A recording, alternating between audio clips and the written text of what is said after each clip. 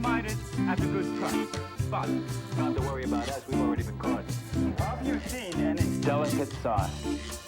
Delicious. And can you answer our question?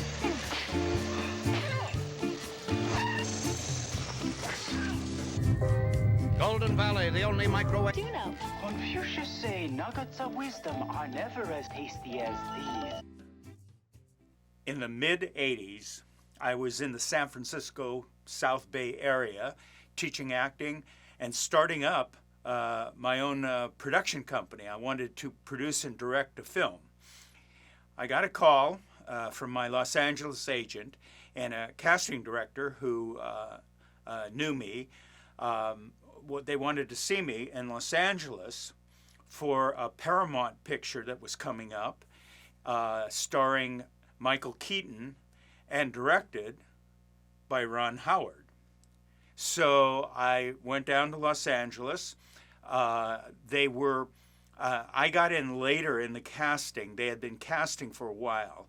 And I ended up auditioning.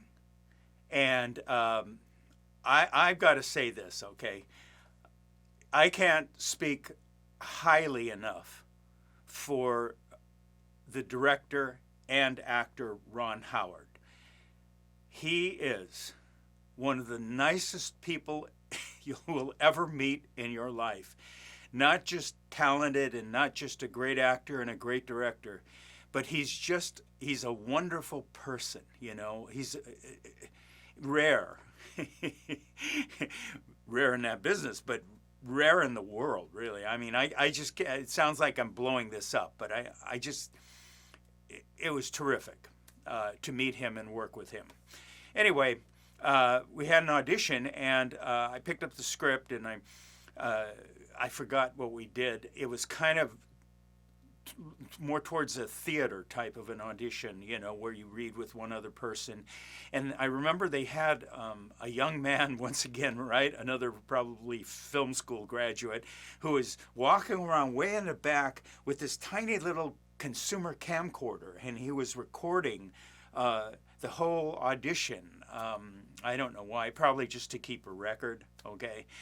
Anyhow, after the audition, I kind of took my hand again, right, and I quietly, excuse me, you know, Mr. Howard, Ron.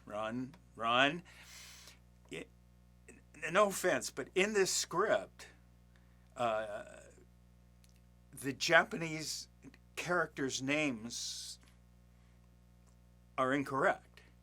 Okay, the Japanese names are very simple, most of them, and you know, there were some vowels and things that were incorrect, like an I instead of an A and things like that. And he just goes, "Oh, I know, thank you for telling me. You know, we already heard that, and you know, we're figuring out and getting it fixed right now. Thank you, though. I appreciate that." Okay, which he did. I could tell. Anyhow, to make a long story short, I ended up going back a second time, I remember, and there was a whole bunch of people there watching. I don't remember what we did, but it was a very short, very brief thing. And in fact, I remember after we finished, Ron Howard said, "Well, we're done yet?" Oh, yeah, okay, fine. So I noticed on the script that the names were changed. All of the Japanese characters' names were changed. Now, there's a lot of Japanese characters because this particular movie was a comedy about how the first Japanese car company comes to this country and starts up and takes over an American auto company, you know, producing cars here in America, being run by Japanese, you know, the team of Japanese car executives and managers, so forth. So I noticed right away, yeah, you know, they got the names. And what I also noticed was the head top Japanese executive, the head of the whole company, was now named Sakamoto. I thought, well, maybe that's a good sign. And I guess it was, because I ended up getting cast. So even though I was brought in late in the casting for this picture, which was called Gung Ho. Now, I remembered a World War II picture called Gung Ho, right? But apparently they used the same title, and that was all fine. So, okay, none of my business. That's what the picture's name is. And I got cast as one of the executive teams.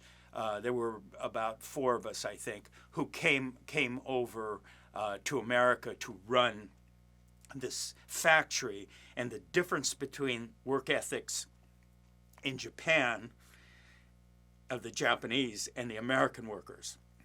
So, ended up getting on the plane for a long flight, okay?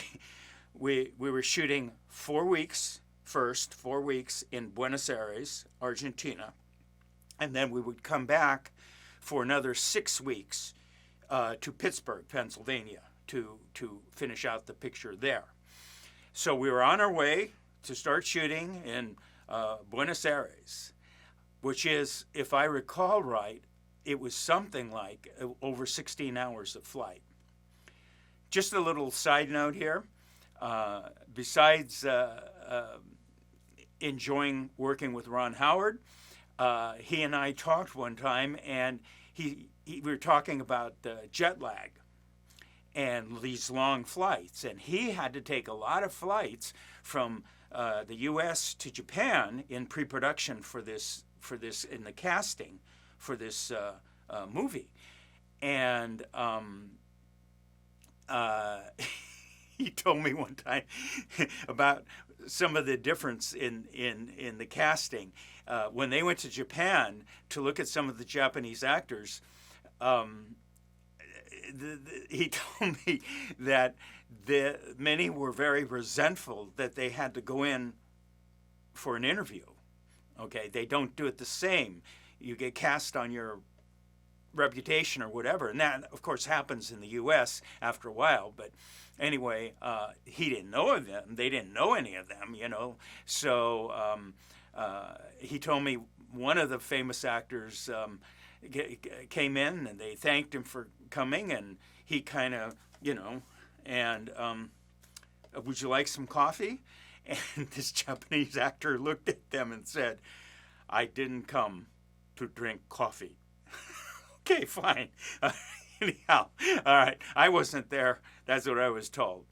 So to get back off of this tangent, we were talking about jet lag, and Ron told me, "Oh, I got this secret for jet lag." And what you do is when you land and you go to the hotel, and let's say you just before you're ready to, take a nap or go to sleep, probably, right? You get into a hot bath, a nice hot bath, okay? And you keep the water hot, and you stay in the tub for 20 minutes. Then you go to bed, you go to sleep, and you wake up without jet lag. He said, "I don't know how it works. Maybe it has something to do with hydrating the skin, or I don't know, depressurizing or whatever." And I tried that. And it worked. I hope it works for you.